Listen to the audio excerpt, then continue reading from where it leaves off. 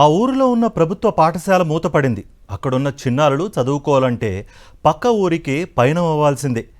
ఇక పేదింటికి చెందిన పిల్లలు చదువుకోవాలంటే కాలినడక ఒక్కటే వారి ముందున్న దారి. డబ్బు ఖర్చు చేసి ఆటో పెట్టించుకునే స్తోమత లేని తల్లిదండ్రులు వారు.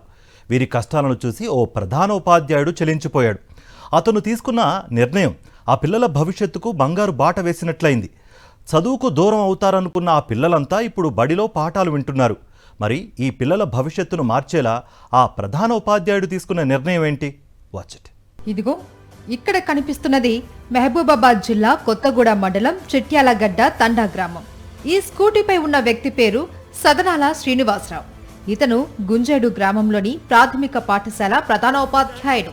గత సంవత్సరమన్నర క్రితమే కొరవి మండలం కాంపల్లి ప్రాథమిక పాఠశాల నుండి బదిలీపై వచ్చాడు. విధుల్లో చేరినప్పటి నుంచి పాఠశాల అభివృద్ధికి ఎంతగానో కృషి చేస్తున్నారు. ప్రభుత్వ పాఠశాలకు కాకుండా ప్రైవేటు పాఠశాలలకు విద్యార్థులు తరలి వెళ్లిపోవటాన్ని గమనించిన ఆయన తల్లిదండ్రులతో మాట్లాడి ప్రభుత్వ పాఠశాలకు వచ్చేలా ఒప్పించారు. ఈ క్రమంలోనే గుంజేడు గ్రామానికి 3 కిలోమీటర్ల దూరంలో ఉన్న చిట్యాలగడ్డ తండాలోని పాఠశాల దుస్థితి గురించి తెలిసిందే. అక్కడ పాఠశాల మూతపడ్డంతో 1వ తరగతి నుంచి 5వ తరగతి వరకు చదివే చిన్నారులు ఇళ్ల వద్దే ఉంటున్నారని తెలుసుకున్నారు. చిట్యాలగడ్డ తండాకు వెళ్లిన సదనాల శ్రీనివాసరావు పిల్లలను గుంజేడు స్కూల్కు పంపించమని తల్లిదండ్రులను కోరారు. వ్యవసాయ ఆధారిత కుటుంబాలైన తాము పిల్లలను అంత దూరం తీసుకుని రాలేము అని చెప్పేశారు. దీంతో పిల్లల్ని రోజు నేనే వచ్చి తీసుకుని వెళ్లి మళ్లీ తిరిగి తీసుకుని వస్తాను అని హామీ ఇచ్చారు. అప్పట్నుంచి ఆయన స్కూటీనే ఆ పిల్లలకు స్కూల్ బస్ అయింది.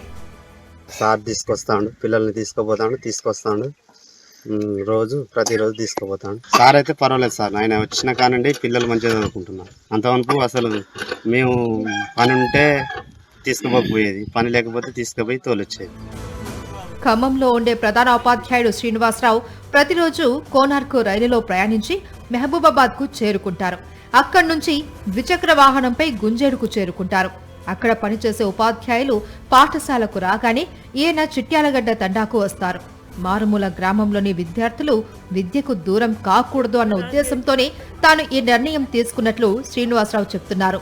అంత ఉదయాన్నే బయలుదేరి రావటం కష్టమైనప్పటికీ పిల్లల నవ్వులు చూస్తే ఆ కష్టమంతా ఇట్టే మాయమైపోతుంది అంటారు ఈ మనసున్న మాస్టారు.